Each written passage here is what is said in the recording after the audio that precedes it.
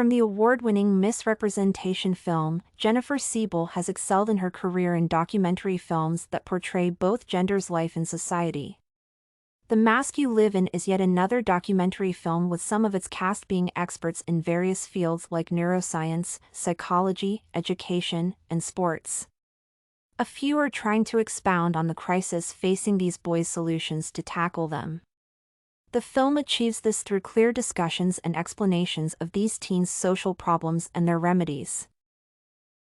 The film illustrates how young men struggle to stay authentic in American culture, where masculinity has narrowly been defined.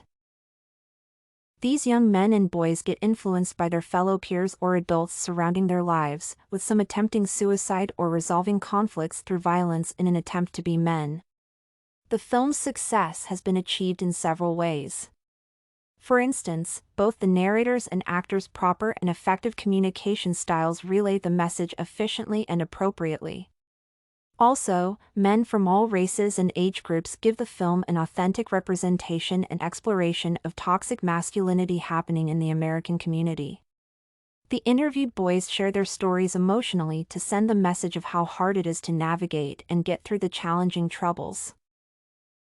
While transparency is one of the film's successes, offensive and strong language is an issue. That can be a hindrance to many viewers as they will find it inappropriate and unacceptable to follow it. Because of its in-depth exploration of masculinity, the film is suitable for viewers who want to raise a new generation of emotionally connected men to share their challenges when faced with them. In this 3-hour documentary film Women Who Make America, the director Barack Goodman shows the struggle and fight women from different social strata have put to end the prejudice against them. The narrator, Meryl Streep, gives the story of these notable women who helped end social and political injustices against women in different fields for the past 5 decades. The movie is a true depiction of how women have struggled to end injustices in society. The most important thing the film could have done was to set a series of guidelines for the young generation on how to carry the legacy to appreciate and guide them on how to guard it. The unwavering commitment of women in the fight against inequality during the 5 decades the film is based on shows their resilience. This commitment is depicted by the use of imagery and historical footage which shows the stories and issues. Unity and cooperation form the basis from which their success in this struggle got attributed. Muting of strong and offensive language gives viewers the comfort of watching the film. However, a range of topics discussed in the film is unsuitable to young teens, therefore, cutting them off from the list of audiences. These topics touch on sexuality, rape, and abortion with plenty of humor about sex. This discussion raises the question of whether young women can handle such sensitive topics and could be the right audience, having muted strong language. To sum up, the film is worth watching by girls mature enough because they will find inspirational stories told by America's smart and impressive women. It impacts their knowledge to them of America's history of women whose triumphs and challenges have resulted in modern-day movements aimed at guarding and protecting women's rights. Thus, this movie is more inspirational for young adult women due to its empowerment. Jennifer Siebel's Misrepresentation is an award-winner documentary film that focuses on how the media represent women.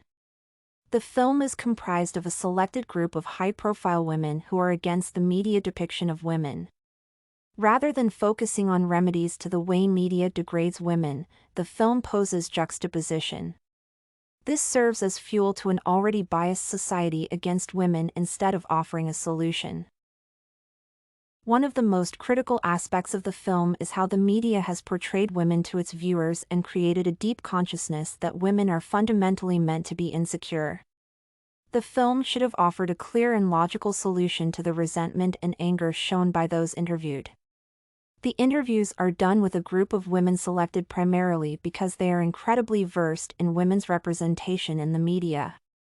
It gives the film enough content to explore and understand how these media channels portray women.